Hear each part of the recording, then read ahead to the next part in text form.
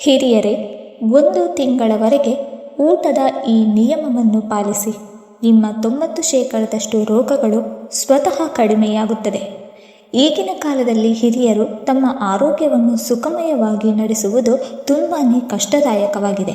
ಸ್ನೇಹಿತರೆ, ನಿಮ್ಮ ಮನೆಯಲ್ಲಿ ಇರುವ ಹಿರಿಯರು ಕೂಡ ಹಲವಾರು ರೀತಿಯ ಸಣ್ಣ ಸಣ್ಣ ಆರೋಗ್ಯ ಸಮಸ್ಯೆಗಳಿಂದ ಮತ್ತೆ ಮತ್ತೆ ಪೀಡಿತರಾಗುತ್ತಿದ್ದರೆ, ನಾವು ಇಲ್ಲಿ ಹೇಳುವ ಊಟದ ಈ ಸರಳ ನಿಯಮವನ್ನು 1 ತಿಂಗಳವರೆಗೆ ಪಾಲಿಸಿ.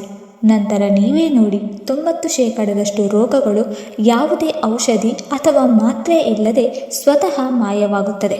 ಹಾಗಾದರೆ ಬನ್ನಿ, ಇಲ್ಲಿ ನಾವು ಹಿರಿಯರು ಊಟದ ಯಾವ ನಿಯಮವನ್ನು ಪಾಲಿಸಬೇಕು, ಯಾವ ಸಮಯದಲ್ಲಿ ಊಟ ಮಾಡಬೇಕು, ಯಾವ ವಸ್ತುಗಳನ್ನು ಸೇವಿಸಬಾರದು ಹಾಗೂ ಊಟ ಯಾವ ರೀತಿಯಲ್ಲಿ ಸೇವಿಸಬೇಕು, ಕೇವಲ 1 ತಿಂಗಳಲ್ಲಿ ಆರೋಗ್ಯವನ್ನು ಹೇಗೆ ಸುಧಾರಿಸಬಹುದು ಎಂಬುದರ ಬಗ್ಗೆ ಸಂಪೂರ್ಣವಾಗಿ ತಿಳಿದುಕೊಳ್ಳೋಣ. ನಿಯಮಿತವಾಗಿ ಕೆಲವು ಸರಳವಾದ ಆದರೆ ಪ್ರಭಾವಶಾಲಿ ನಿಯಮಗಳನ್ನು ಅನುಸರಿಸಿದರೆ ಅವರ ಸಾಮಾನ್ಯ ಕಾಯಿಲೆಗಳಾದ ಅನಿಲ, ಮಲಬದ್ಧತೆ, ಆಯಾಸ, ದೌರ್ಬಲ್ಯ, ನಿದ್ರಾಹೀನತೆ, ಸಕ್ಕರೆ ಕಾಯಿಲೆ ಮತ್ತು ಅಧಿಕ ರಕ್ತದೊತ್ತಡವು ಹೆಚ್ಚಿನ ಪ್ರಮಾಣದಲ್ಲಿ ಸುಧಾರಿಸಬಹುದು. ಮೊದಲನೆಯದಾಗಿ, ವಯಸ್ಸಾದವರ ಉತ್ತಮ ಆರೋಗ್ಯಕ್ಕೆ ಬೆಳಗ್ಗಿನ ಉಪಹಾರ ಬಹಳ ಮುಖ್ಯ. ಏಕೆಂದರೆ ಇದು ದಿನದ ಕಾರ್ಯಗಳಿಗೆ ದೇಹದ ಶಕ್ತಿ ಮತ್ತು ಮಾನಸಿಕ ಸ್ಥಿರತೆಯನ್ನು ಒದಗಿಸುತ್ತದೆ. ರಾತ್ರಿ ಇಡೀ ಮಲಗಿದ ನಂತರ ದೇಹವು 8 ರಿಂದ 10 ಗಂಟೆಗಳ ಕಾಲ ಉಪವಾಸದ ಸ್ಥಿತಿಯಲ್ಲಿರುತ್ತದೆ.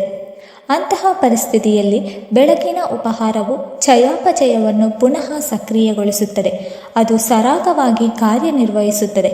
ಹಿರಿಯರೇ, ನೀವು ಬೆಳಿಗ್ಗೆ ಖಾಲಿ ಹೊಟ್ಟೆಯಲ್ಲಿದ್ದರೆ ಅಥವಾ ಉಪಹಾರವನ್ನು ತಪ್ಪಿಸುತ್ತಿದ್ದರೆ ದೌರ್ಬಲ್ಯ, ತಲೆತಿರುಗುವಿಕೆ, ಕಿರಿಕಿರಿ ಮತ್ತು ರಕ್ತದೊತ್ತಡ ಅಥವಾ ರಕ್ತದಲ್ಲಿನ ಸಕ್ಕರೆ ಏರಿಳಿತಗಳು ಇರಬಹುದು.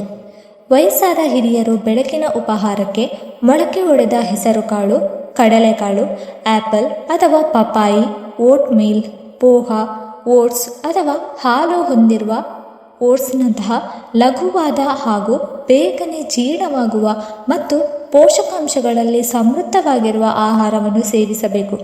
ಇದು ನಿಮ್ಮ ದೇಹಕ್ಕೆ ಫೈಬರ್, ವಿಟಮಿನ್ಗಳು, ಪ್ರೋಟೀನ್ಗಳು ಮತ್ತು ಉತ್ಕರ್ಷಣ ನಿರೋಧಕಗಳನ್ನು ಒದಗಿಸುತ್ತದೆ. ಇದು ರೋಗ ನಿರೋಧಕ ಶಕ್ತಿಯನ್ನು ಹೆಚ್ಚಿಸುತ್ತದೆ ಮತ್ತು ಹಲವಾರು ರೋಗಗಳ ವಿರುದ್ಧ ಹೋರಾಡಲು ವಯಸ್ಸಾದವರಿಗೆ ಶಕ್ತಿಯನ್ನು ನೀಡುತ್ತದೆ. ಅಲ್ಲದೆ ಪ್ರತಿದಿನ ಒಂದು ನಿರ್ದಿಷ್ಟ ಸಮಯದಲ್ಲಿ ಉಪಹಾರ ಸೇವಿಸುವ ಅಭ್ಯಾಸವು ದೇಹದ ಜೈವಿಕ ಗಡಿಯಾರವನ್ನು ಸಮತೋಲನಗೊಳಿಸುತ್ತದೆ. ಆದ್ದರಿಂದ ವಯಸ್ಸಾದವರು ಪ್ರತಿದಿನ ಪೌಷ್ಟಿಕ ಮತ್ತು ಸಮಯೋಚಿತ ಉಪಹಾರವನ್ನು ಹೊಂದಿದ್ದರೆ ಅದು ಅವರ ಇಡೀ ದಿನದ ಶಕ್ತಿ, ಮಾನಸಿಕ ಶಾಂತಿ ಹಾಗೂ ದೈಹಿಕ ಆರೋಗ್ಯದ ಬಲವಾದ ಆಧಾರವಾಗುತ್ತದೆ.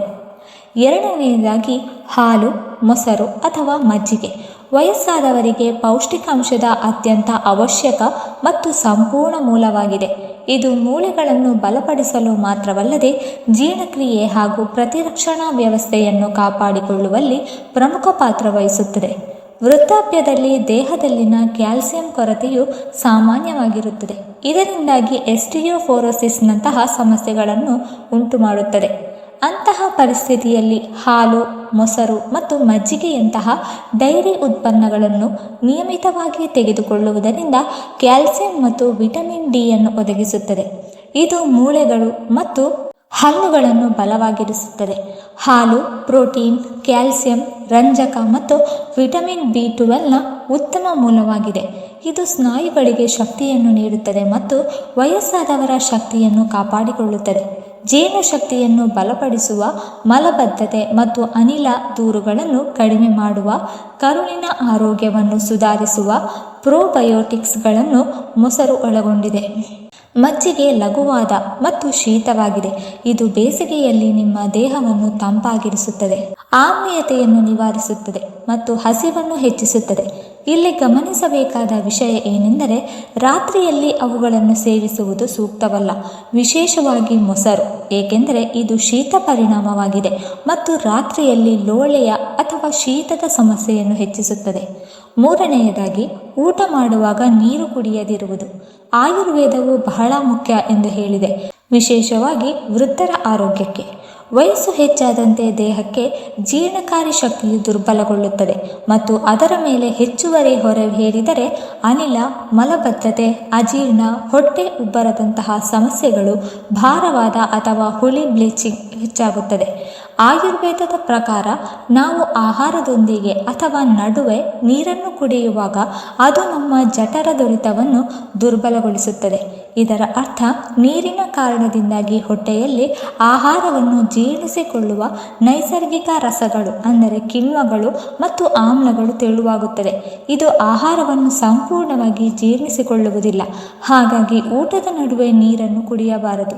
4ನೇದಾಗಿ ಟಿವಿ ಅಥವಾ ಮೊಬೈಲ್ ನೋಡುವಾಗ ವಯಸ್ಸಾದವರು ಆಹಾರವನ್ನು ಸೇವಿಸಬಾರದು, ಏಕೆಂದರೆ ಈ ಅಭ್ಯಾಸವು ಜೀರ್ಣಕಾರಿ ಮತ್ತು ಮಾನಸಿಕ ಆರೋಗ್ಯ ಎರಡಕ್ಕೂ ಹಾನಿಕಾರಕವೆಂದು ಸಾಬೀತುಪಡಿಸಬಹುದು.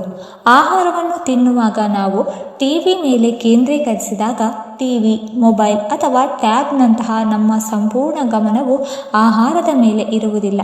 ನಾವು ಎಷ್ಟು ಮತ್ತು ಹೇಗೆ ತಿನ್ನುತ್ತಿದ್ದೇವೆ ಎಂಬುದರ ಮೇಲೆ ಇದು ನೇರವಾಗಿ ಪರಿಣಾಮ ಬೀರುತ್ತದೆ. ಹಾಗಾಗಿ ಆಹಾರವನ್ನು ಸರಿಯಾಗಿ ಅಗಿಯದೆ ತ್ವರಿತವಾಗಿ ನುಂಗಲಾಗುತ್ತದೆ. ಇದಲ್ಲದೆ ಟಿವಿಯತ್ತ ಗಮನ ಹರಿಸುವುದರಿಂದ ಹೊಟ್ಟೆ ತುಂಬಿದೆ ಎಂದು ಮೆದುಳಿಗೆ ಸೂಚಿಸುವುದಿಲ್ಲ. ವಯಸ್ಸಾದವರು ಅಜಾಗರೂಕತೆಯಿಂದ ಅಗತ್ಯಕ್ಕಿಂತ ಹೆಚ್ಚಿನದನ್ನು ತಿನ್ನುತ್ತಾರೆ ಮತ್ತು ಬೊಜ್ಜು, ಸಕ್ಕರೆ ಅಥವಾ ರಕ್ತದೊತ್ತಡದಂತಹ ಸಮಸ್ಯೆಗಳು ಹದಗೆಡುತ್ತದೆ. ಆದ್ದರಿಂದ ವಯಸ್ಸಾದವರು ತಿನ್ನುವ ಸಮಯದಲ್ಲಿ ಮೊಬೈಲ್, ಟಿವಿ ಮತ್ತು ಯಾವುದೇ ರೀತಿಯ ವಿಚಲನದಿಂದ ದೂರವಿರಬೇಕು ಮತ್ತು ಆಹಾರವನ್ನು ಧ್ಯಾನ ಪ್ರಕ್ರಿಯೆಯಾಗಿ ತೆಗೆದುಕೊಳ್ಳಬೇಕು. 5ನೇದಾಗಿ ಚೆನ್ನಾಗಿ ಅಗಿದು ತಿನ್ನಿ. ತಿನ್ನುವಾಗ ಪ್ರತಿ ತುತ್ತನ್ನು ಕನಿಷ್ಠ 30ರಿಂದ 40 ಬಾರಿ ಅಗಿದು ತಿನ್ನಬೇಕು. ನಾವು ಆಹಾರವನ್ನು ಸರಿಯಾಗಿ ಅಗೆಯದಿದ್ದಾಗ ಹಲ್ಲುಗಳ ಕೆಲಸವನ್ನು ಕರುಳು ಮಾಡಬೇಕಾಗುತ್ತದೆ ಮತ್ತು ಅವು ದುರ್ಬಲಗೊಳ್ಳುತ್ತದೆ. ಅದರಿಂದ ಆಹಾರವನ್ನು ಚೆನ್ನಾಗಿ ಅಗಿದು ಮಾತ್ರ ತಿನ್ನಿರಿ. ಹಸಿವಿಗಿಂತ ಸ್ವಲ್ಪ ಕಡಿಮೆ ತಿನ್ನಿರಿ ಮತ್ತು ನಿರ್ದಿಷ್ಟ ಸಮಯದಲ್ಲಿ ತಿನ್ನಿರಿ. ತಿಂದ ತಕ್ಷಣ ನೀರನ್ನು ಕುಡಿಯಬೇಡಿ, ಏಕೆಂದರೆ ಈ ಸಮಯದಲ್ಲಿ ಹೊಟ್ಟೆಯಲ್ಲಿ ಅಂತಹ ರಸವನ್ನು ತಯಾರಿಸಲಾಗುತ್ತದೆ. ಅದು ಆಹಾರವನ್ನು ಜೀರ್ಣಿಸಿಕೊಳ್ಳಲು ಕೆಲಸ ಮಾಡುತ್ತದೆ. ಆದರೆ ನಾವು ನೀರು ಕುಡಿಯುವಾಗ ಅವು ಆಹಾರದೊಂದಿಗೆ ಕರಗುತ್ತದೆ ಮತ್ತು ಆಹಾರವನ್ನು ಸರಿಯಾಗಿ ಜೀರ್ಣಿಸಿಕೊಳ್ಳಲಾಗುವುದಿಲ್ಲ. ಇದನ್ನು ನಿರಂತರವಾಗಿ ಮಾಡುವುದರ ಮೂಲಕ ಮಲಬದ್ಧತೆ ಮತ್ತು ಅಜೀರ್ಣ ಪ್ರಾರಂಭವಾಗುತ್ತದೆ. ಆದ್ದರಿಂದ ಸೇವಿಸಿದ ನಂತರ ಕನಿಷ್ಠ ಅರ್ಧ ಗಂಟೆಯಾದರೂ ನೀರು ಕುಡಿದು ಹೋಗಬೇಕು. 6. ರಾತ್ರಿಯ ಊಟವನ್ನು ತ್ವರಿತವಾಗಿ ಮತ್ತು ಹಗುರವಾಗಿ ತಿನ್ನಬೇಕು. ರಾತ್ರಿಯ ಸಮಯವು ದೇಹದ ವಿಶ್ರಾಂತಿ ಹಾಗೂ ದುರಸ್ತಿಗಾಗಿರುತ್ತದೆ. ಭಾರೀ ಆಹಾರವನ್ನು ಜೀರ್ಣಿಸಿಕೊಳ್ಳಲಾಗುವುದಿಲ್ಲ. ಆಯುರ್ವೇದ ಹಾಗೂ ಆಧುನಿಕ ವಿಜ್ಞಾನ ಈ ಎರಡೂ ಭೋಜನವು ತ್ವರಿತ ಮತ್ತು ಹಗುರವಾಗಿರಬೇಕು ಎಂದು ಒತ್ತಿ ಹೇಳುತ್ತದೆ. ತಡರಾತ್ರಿ ಅಥವಾ ಭಾರೀ ಆಹಾರವು ಜೀರ್ಣಕ್ರಿಯೆಯನ್ನು ನಿಧಾನಗೊಳಿಸುತ್ತದೆ. ಇದು ಅನಿಲ, ಆಮ್ಲೀಯತೆ, ಮಲಬದ್ಧತೆ ಮತ್ತು ನಿದ್ರೆಯ ಅಡಚಣೆಯಂತಹ ಸಮಸ್ಯೆಗಳನ್ನು ಉಂಟುಮಾಡುತ್ತದೆ. ವಿಶೇಷವಾಗಿ ವೃದ್ಧರಲ್ಲಿ ರಾತ್ರಿಯಲ್ಲಿ ಭಾರವಾದ ದ್ವಿದಳ ಧಾನ್ಯಗಳು, ಹುರಿದ ಅಥವಾ ಮಸಾಲೆಯುಕ್ತ ಆಹಾರವನ್ನು ಹೊಂದಿರುವುದು ದೇಹದ ಮೇಲೆ ಹೆಚ್ಚುವರಿ ಹೊರೆ ಉಂಟುಮಾಡುತ್ತದೆ. ಮರುದಿನ ಬೆಳಗ್ಗೆ ಆಯಾಸ ಮತ್ತು ಭಾರವನ್ನು ಉಂಟುಮಾಡುತ್ತದೆ. ಬದಲಾಗಿ ಸರಳ ಗಂಜಿ, ಕಿಚಡಿ, ಬೇಯಿಸಿದ ತರಕಾರಿಗಳು ಅಥವಾ ಸೂಪ್ ಮುಂತಾದ ಹಗುರವಾದ ಆಹಾರಗಳನ್ನು ಸೇವಿಸಿ. ಅಲ್ಲದೆ ಮಲಗುವ ಸಮಯಕ್ಕೆ ಕನಿಷ್ಠ 2 ಗಂಟೆಗಳ ಮೊದಲು ಆಹಾರವನ್ನು ಸೇವಿಸಬೇಕು. ಇದರಿಂದ ದೇಹವು ಜೀರ್ಣಿಸಿಕೊಳ್ಳಲು ಸಮಯವನ್ನು ಪಡೆಯಬಹುದು ಮತ್ತು ನಿದ್ರೆ ಸಹ ಆಳವಾದ ಮತ್ತು ಶಾಂತಿಯುತವಾಗಿರುತ್ತದೆ. 7ನೇದಾಗಿ ಊಟ ಮಾಡಿದ ನಂತರ 10ರಿಂದ 15 ನಿಮಿಷಗಳ ಕಾಲ ಲಘು ನಡಿಗೆ ಬಹಳ ಪ್ರಯೋಜನಕಾರಿ ಅಭ್ಯಾಸವಾಗಿದೆ. ವಿಶೇಷವಾಗಿ ವೃದ್ಧರು ಮತ್ತು ಮಧುಮೇಹದಿಂದ ಬಳಲುತ್ತಿರುವ ಜನರಿಗೆ ಲಘು ವಾಕಿಂಗ್ ಹೊಟ್ಟೆಯಲ್ಲಿ ರಕ್ತ ಪರಿಚಲನೆ ಹೆಚ್ಚಾಗುತ್ತದೆ. ಇದರಿಂದಾಗಿ ಆಹಾರವು ಸುಲಭವಾಗಿ ಮತ್ತು ಸರಿಯಾದ ಸಮಯದಲ್ಲಿ ಜೀರ್ಣವಾಗುತ್ತದೆ. ರಕ್ತದಲ್ಲಿನ ಸಕ್ಕರೆಯನ್ನು ನಿಯಂತ್ರಿಸಲು ಸಹ ಈ ಅಭ್ಯಾಸವು ಸಹಾಯ ಮಾಡುತ್ತದೆ, ಏಕೆಂದರೆ ದೇಹದಲ್ಲಿನ ಗ್ಲೂಕೋಸ್ ಮಟ್ಟವು ತಿಂದ ನಂತರ ಇದ್ದಕ್ಕಿದ್ದಂತೆ ಹೆಚ್ಚಾಗುತ್ತದೆ ಮತ್ತು ಇದು ಕ್ರಮೇಣ ಲಘು ವಾಕಿಂಗ್ನೊಂದಿಗೆ ಸಮತೋಲನಗೊಳ್ಳುತ್ತದೆ. ಇದು ಇನ್ಸುಲಿನ್ ಒತ್ತಡವನ್ನು ಬೀರುವುದಿಲ್ಲ ಮತ್ತು ಮಧುಮೇಹದಂತಹ ಕಾಯಿಲೆಗಳ ಮೇಲೆ ನಿಯಂತ್ರಿಸಬಹುದು. 8ನೇದಾಗಿ ಮಧ್ಯಾಹ್ನ 20ರಿಂದ 30 ನಿಮಿಷಗಳ ಲಘು ಕಿರು ನಿದ್ದೆ ತೆಗೆದುಕೊಳ್ಳುವುದು ಆರೋಗ್ಯಕ್ಕೆ ತುಂಬ ಒಳ್ಳೆಯದು. ವಿಶೇಷವಾಗಿ ವೃದ್ಧರಿಗೆ ಮತ್ತು ಇಡೀ ದಿನ ಕೆಲಸ ಮಾಡುವವರಿಗೆ ಅತ್ಯಂತ ಪ್ರಯೋಜನಕಾರಿ ಎಂದು ಪರಿಗಣಿಸಲಾಗುತ್ತದೆ. ಈ ಸಣ್ಣ ವಿಶ್ರಾಂತಿ ದೇಹ ಮತ್ತು ಮೆದುಳನ್ನು ಮತ್ತೆ ಶಕ್ತಿಯುತವಾಗಿಸುತ್ತದೆ. ಬೆಳಗಿನಿಂದ ಮಧ್ಯಾಹ್ನದವರೆಗಿನ ಚಟುವಟಿಕೆಗಳು ದೇಹದಲ್ಲಿ ಆಯಾಸ ಮತ್ತು ಮಾನಸಿಕ ಒತ್ತಡವನ್ನು ಉಂಟುಮಾಡುತ್ತದೆ. ಇದು ಏಕಾಗ್ರತೆ, ಕಿರಿಕಿರಿ ಮತ್ತು ಆಲಸ್ಯದ ಇಳಿಕೆಗೆ ಕಾರಣವಾಗುತ್ತದೆ. ಅಂತಹ ಪರಿಸ್ಥಿತಿಯಲ್ಲಿ ನಾವು ಸ್ವಲ್ಪ ಸಮಯದವರೆಗೆ ಕಣ್ಣು ಮುಚ್ಚಿ ಶಾಂತವಾದ ವಾತಾವರಣದಲ್ಲಿ ಮಲಗಿದಾಗ ಅಥವಾ ಚಿಕ್ಕ ನಿದ್ರೆ ತೆಗೆದುಕೊಂಡಾಗ ದೇಹವು ಮತ್ತೆ ಸಕ್ರಿಯಗೊಳ್ಳುವ ಅವಕಾಶವನ್ನು ಪಡೆಯುತ್ತದೆ. ಈ ಕಿರುನಿದ್ದೆ ದೇಹದ ಕೋಶಗಳನ್ನು ಸಡಿಲಗೊಳಿಸುತ್ತದೆ, ಮೆದುಳಿನ ಕಾರ್ಯವನ್ನು ಹೆಚ್ಚಿಸುತ್ತದೆ ಮತ್ತು ಹೃದಯವು ಸಾಮಾನ್ಯವಾಗುವಂತೆ ಮಾಡುತ್ತದೆ. ಇದಲ್ಲದೆ ಈ ಮಧ್ಯಾಹ್ನದ ನಿದ್ರೆ ಸಹ ಸ್ಮರಣೆ ಮತ್ತು ಮನಸ್ಥಿತಿಯನ್ನು ಸುಧಾರಿಸುತ್ತದೆ. ವಿಶೇಷವಾಗಿ ರಾತ್ರಿಯಲ್ಲಿ ಸರಿಯಾಗಿ ನಿದ್ರೆ ಮಾಡದವರಿಗೆ ಇದು ಪ್ರಯೋಜನಕಾರಿಯಾಗಿದೆ. ಈ ಕಿರುನಿದ್ದೆ 20ರಿಂದ 30 ನಿಮಿಷಗಳಿಗಿಂತ ಹೆಚ್ಚಿರಬಾರದು ಎಂಬುದು ಗಮನಿಸಬೇಕಾದ ಸಂಗತಿ. ಏಕೆಂದರೆ ತಲೆಕೆಳಗಾದ ದೇಹ ಮತ್ತು ಮೆದುಳು ಮಂದವಾಗಬಹುದು ಮತ್ತು ರಾತ್ರಿ ನಿದ್ರೆಯೂ ಸಹ ಪರಿಣಾಮ ಬೀರಬಹುದು. ಆದ್ದರಿಂದ ಮಧ್ಯಾಹ್ನ ಸ್ವಲ್ಪ ಸಮಯದ ಈ ಉಳಿವು ನಿಮ್ಮ ದೇಹವನ್ನು ಆರೋಗ್ಯವಾಗಿಡಲು ನೈಸರ್ಗಿಕ ಮತ್ತು ಸರಳವಾದ ಮಾರ್ಗವಾಗಿದೆ. 9. ಯೋಗ ಮತ್ತು ಪ್ರಾಣಾಯಾಮ. ವಯಸ್ಸಾದವರಿಗೆ ದೈಹಿಕ, ಮಾನಸಿಕ ಮತ್ತು ಭಾವನಾತ್ಮಕ ಆರೋಗ್ಯವನ್ನು ಕಾಪಾಡಿಕೊಳ್ಳಲು ಅತ್ಯಂತ ಸುರಕ್ಷಿತ, ಸರಳ ಮತ್ತು ಪರಿಣಾಮಕಾರಿ ಮಾರ್ಗವಾಗಿದೆ. ವಿಶೇಷವಾಗಿ ಅನುಲೋಮ, ವಿಲೋಮ, ಭ್ರಮರಿ ಮತ್ತು ವಜ್ರಾಸನದಂತಹ ವ್ಯಾಯಾಮಗಳು ವಯಸ್ಸಾದವರಿಗೆ ಅತ್ಯಂತ ಪ್ರಯೋಜನಕಾರಿ. ಅನುಲೋಮ ವಿಲೋಮ ಪ್ರಾಣಾಯಾಮ ಎರಡೂ ಮೂಗಿನ ರಂಧ್ರಗಳಿಂದ ಉಸಿರಾಟದ ಸಮತೋಲನವನ್ನು ರೂಪಿಸುತ್ತದೆ. ಇದು ಶ್ವಾಸಕೋಶದ ಕ್ರಿಯಾತ್ಮಕತೆಯನ್ನು ಹೆಚ್ಚಿಸುತ್ತದೆ ಮತ್ತು ದೇಹದಲ್ಲಿ ಆಮ್ಲಜನಕದ ಪೂರೈಕೆಯನ್ನು ಸುಧಾರಿಸುತ್ತದೆ. ಈ ಪ್ರಾಣಾಯಾಮ ಅಧಿಕ ರಕ್ತದೊತ್ತಡ, ಅಸ್ತಮ ಮತ್ತು ಆಯಾಸದಂತಹ ಸಮಸ್ಯೆಗಳಲ್ಲಿ ಪರಿಹಾರವನ್ನು ನೀಡುತ್ತದೆ. ಅದೇ ಸಮಯದಲ್ಲಿ ಮಾನಸಿಕ ಶಾಂತಿ ಮತ್ತು ಏಕಾಗ್ರತೆ. ಭ್ರಮರಿ ಪ್ರಾಣಾಯಾಮ ಅತ್ಯಂತ ಪರಿಣಾಮಕಾರಿ.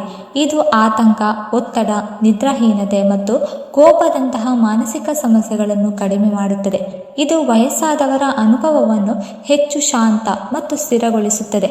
ವೀಕ್ಷಕರೇ, ಈ ಮಾಹಿತಿ ನಿಮಗೆ ಇಷ್ಟವಾಗಿದ್ದರೆ ದಯವಿಟ್ಟು ಲೈಕ್ ಮಾಡಿ, ಶೇರ್ ಮಾಡಿ ಮತ್ತು ಕಮೆಂಟ್ ಮಾಡಿ. ಹಾಗೆ ಈ ಮುಂದಿನ ವಿಡಿಯೋಸ್ಗಳಿಗಾಗಿ ನಮ್ಮ ಚಾನಲನ್ನು ಸಬ್ಸ್ಕ್ರೈಬ್ ಮಾಡಿಕೊಳ್ಳಿ. ಧನ್ಯವಾದಗಳು.